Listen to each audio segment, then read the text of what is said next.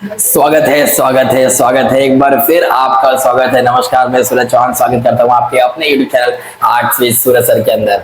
आगे बढ़ेंगे हम लोग। पिछली बार में हम लोग ने बात किया था अलग अलग इश्यूज के बारे में जो 1991 के बाद हुआ था, और अभी हम लोग बात करने वाले हैं यहाँ पे आइडियोलॉजिकल इश्यूज। ये 12th आर्ट महाराष्ट्र बोर्ड का पॉलिटिकल साइंस का चैप्टर नंबर 2 है एंड ये हमारा सेकेंड लास्ट लेक्चर होने वाला है एंड इसके बाद हम लास्ट लेक्चर पे अपना डी एंड करेंगे। आगे बढ़ेंगे हम लोग। यहाँ पे देखेंगे अपना आइडियोलॉजिकल इश्यूज। क्या देखेंगे?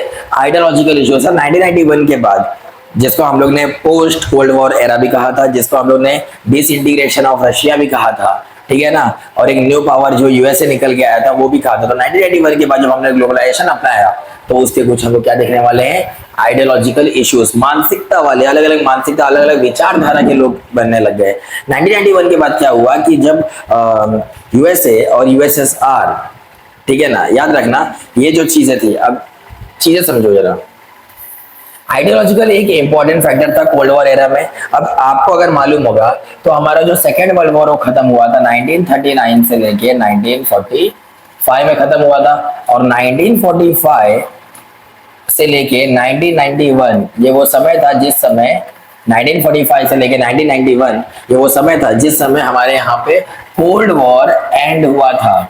और कोल्ड वॉर एंड हुआ था तो याद रखना 1945 के बाद जब हमारा सेकेंड वर्ल्ड वॉर एंड हुआ 1945 में, तो 1945 के बाद यूएसए 1945 के बाद यूएसए एंड यूएसएसआर ये दोनों में एकदम कट्टर से दुश्मनी होने लग गई और दुनिया दो पार्ट में डिवाइड होने लग गई।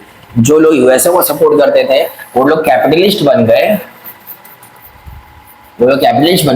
और जो यूएसएसआर को सपोर्ट करते थे वो लोग सोशलिस्ट बन गए, और दुनिया दो पार्ट में डिवाइड होने लग गई थी। तो जो लोग ने कैपिटलिस्ट अपनाया उन्हें बोलते कैपिटलिस्ट इकोनॉमी, जो लोग ने सोशलिस्ट अपनाया उनको बोलते सोशलिस्ट इकोनॉमी।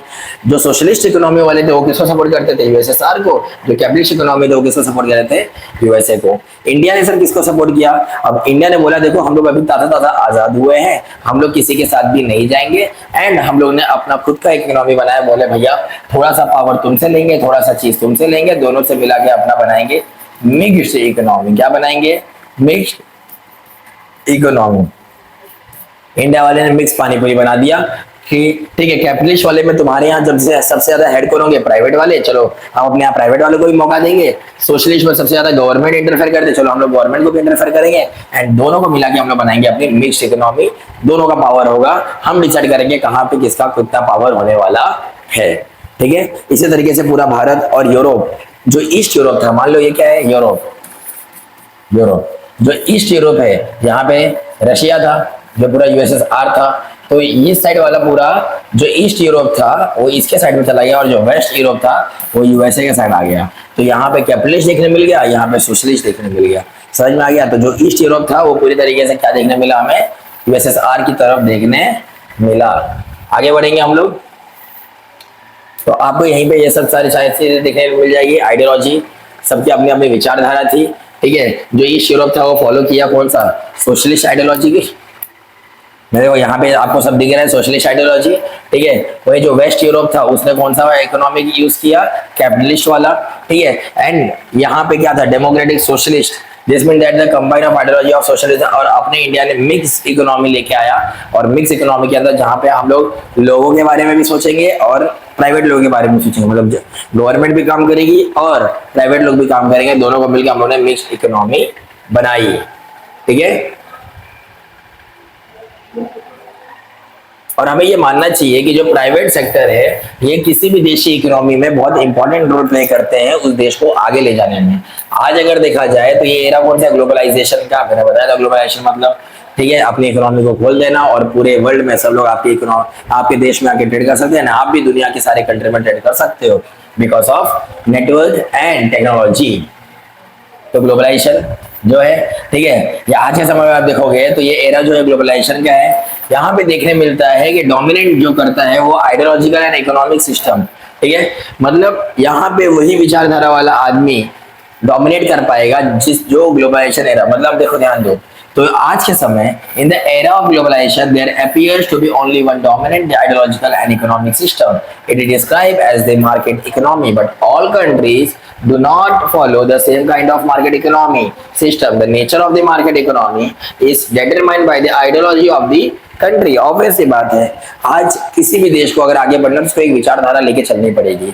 बिना किसी विचारधारा के वो आगे बढ़ ही नहीं सकता. उसके पास कोई मोटिव ही नहीं होगा, कोई उसके पास एम ही नहीं होगा, तो वो आगे बढ़ेगा कैसे. तो कोई भी कंट्री हो उसे अपने देश के लिए एक विचारधारा, एक आइडियोलॉजी लेके चलनी पड़ेगी. ठीक है, मार्केट इकोनॉमी उसको समझनी पड़ेगी. ठीक है, अब एक एग्जांपल लेते हैं. जैसे यूनाइटेड स्टेट जो यूएसए जो है, इसने कंसिडर किया कैपिटलिस्ट मार्केट, इसने कैपिटलिस्ट इकोनॉमी को माना.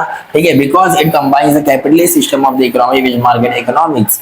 ठीक है, अब इसको लगा कि हाँ भाई, इसके मार्केट में जो ज्यादा अच्छे तरीके से ग्रो होने वाली चीजें हैं वो कैपिटलिस्ट के अंदर ज्यादा लाइक करती हैं, तो इसने कैपिटलिस्ट इकोनॉमी ग्रो कर लिया, अपने यहाँ पे कैपिटलिस्ट इकोनॉमी एडॉप्ट किया. वेस्टर्न यूरोप भी इसे मानने लग गया. ठीक है, welfare market economy, because there political system is that welfare state. ठीक है, ये लोग ने अपने देश के हित में, इनको लगा कि हाँ भाई कैपिटलिस्ट इकोनॉमी बहुत अच्छी है, तो इन्होंने कैपिटलिस्ट इकोनॉमी मान लिया. बट यहाँ पे अगर हम लोग देखें, चाइना ने क्या किया, इसने सोशलिस्ट मार्केट इकोनॉमी अपनाया. चाइना के अंदर सोशलिस्ट स्टेट है और economic change on 1990s become a market economic system. In India we do not use the word market economics, we describe Indian system as economic liberalism. मतलब हमारे यहाँ पे आजादी है, हम कोई भी इकोनॉमिक को फॉलो कर सकते हैं. हमारे यहाँ प्राइवेट वाले भी काम करते हैं, हमारे यहाँ गवर्नमेंट भी काम करते हैं. हमारे यहाँ ऐसा नहीं है कि सिर्फ गवर्नमेंट ही काम करेगी, प्राइवेट नहीं काम करेंगे. तो हमारे यहाँ इकोनॉमिक लिबरलिज्म है, हमारे यहाँ फ्रीडम है इकोनॉमिक के अंदर. आपको जो फॉलो करना है आप वो फॉलो करो. समझ में आ गया. अब हम लोग देखेंगे टेक्नोलॉजी कि ग्लोबलाइजेशन के बाद टेक्नोलॉजी का क्या था. टेक्नोलॉजी कहाँ पे स्टैंड कर रही थी वो देखते हैं. जो ग्लोबलाइजेशन का जो नेचर था कम्युनिकेशन, वो चेंज हुआ फटाफट. ठीक है, इन 1990s सीधी सी बात है ना, ग्लोबल लेवल पे जो कम्युनिकेशन करने का जो चेन था वो फटाफट चेंज होने लग गया 1990 के बाद. Satellite communication system, mobile telephone, fax, internet, ये सब ने इंडिया के अंदर बहुत रिवॉल्यूशन लेके आया. इंडिया ने पूरे वर्ल्ड के अंदर बहुत सारे रिवॉल्यूशन, सोशली भी, पॉलिटिकली भी, इकोनॉमिकली भी और लोगों की जिंदगी में भी. ठीक है, सोशल समाज के अंदर, पॉलिटिकल मतलब राजनीतिक भी, और इकोनॉमिक मतलब पैसों में भी. हर एक चीज में रिवॉल्यूशन आया क्योंकि हमने ग्लोबलाइजेशन अडॉप्ट किया. बाहर से कंट्रियां आई, नई नई टेक्नोलॉजी भारत के अंदर आई, भारत की टेक्नोलॉजी बहुत सारे देशों में गई, अलग अलग जगह पे चीजें एक्सचेंज होना शुरू हो गया. अब हम लोग देखने वाले हैं कि इसके अंदर मीडिया का क्या चेंज था इंडिया के अंदर. ठीक है, let us see the manner in which media change in India. 1990 के बाद CNN came into India until the came into a foreign channel. Doordarshan was the only TV broadcaster in India. Bharat के अंदर अगर पहले हम लोग देखेंगे तो 1990 के बाद दूरदर्शन एक ऐसा चैनल था जो पूरे भारत में चलता था. यही एक टीवी चैनल था हमारे पास. इन महाराष्ट्र के अंदर एग्जाम्पल अगर देखा जाए, सिर्फ 2 चैनल देखने मिलते थे. पहला था मुंबई, ठीक है, मुंबई, एंड दूसरा था दिल्ली दूरदर्शन. ठीक है, तो पहला था मुंबई और दूसरा था दिल्ली दूरदर्शन. यही 2 चैनल देखने मिलते थे.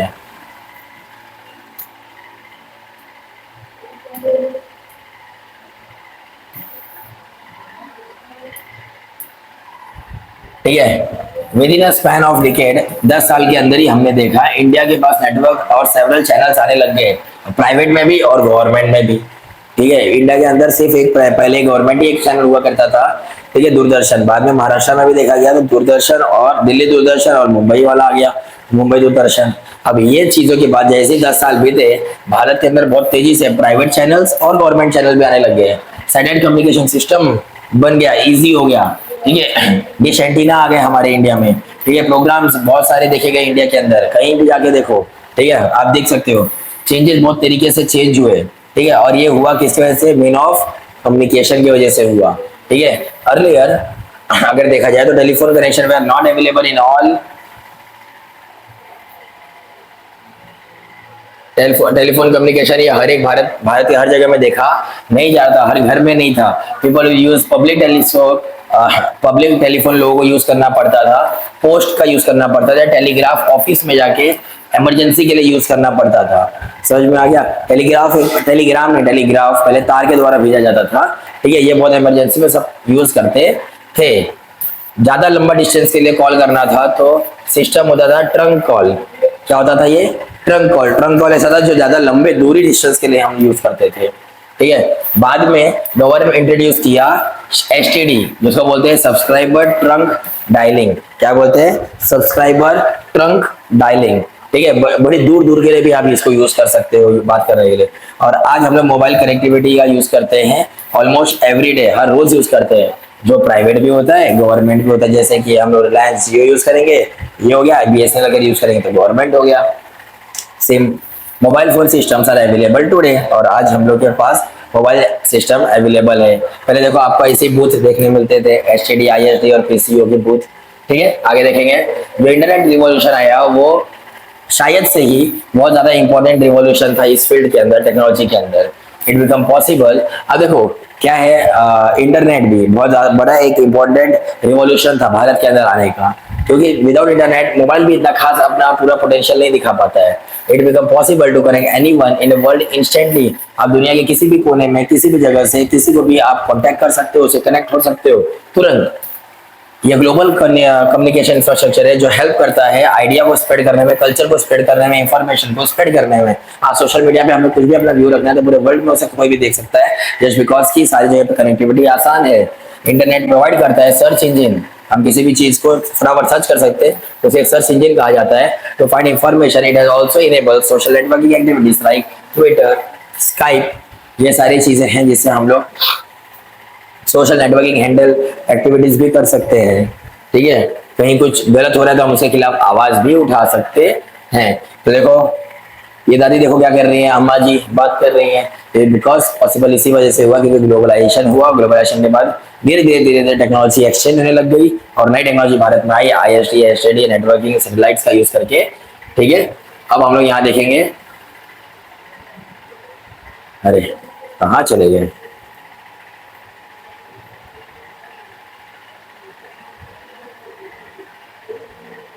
ये था ना फेसबुक, इंस्टाग्राम, व्हाट्सएप एक्सेट्रा, इन सब चीजों का हम लोग आज यूज करते हैं। अब technology of the information age are of their natural transitional. The technologies of the information age are of their nature transnationals. Mobile phone, satellite televisions, and other internet operate regardless or borderless. This has facilitated the growth of the trans-border group. Obvious सी बात है, जो technology है ये सिर्फ और सिर्फ भारत में हम इसे यूज नहीं कर सकते, हम इसे इंटरनेशनल लेवल पे भी यूज कर सकते हैं।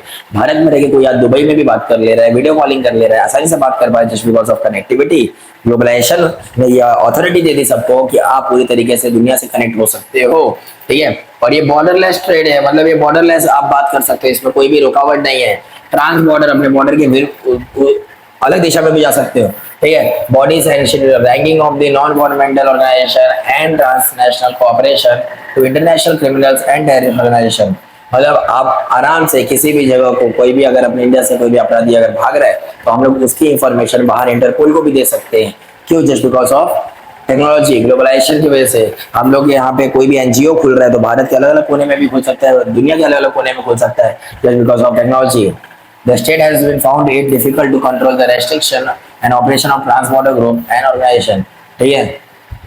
अब जो कोई भी कंट्री है वो ये चीज को डिफिकल्टी उसको होती है क्या कंट्रोल करने में, रेस्ट्रिक्ट करने में, कि कौन कहाँ से क्या कर रहा है, कौन सा ऑर्गेनाइजेशन फॉर्म हो रहा है, क्योंकि वो लोग भी आजकल टेक्नोलॉजी यूज करने लग गए। तो किसी की अच्छाई भी है और किसी की बुराई भी है।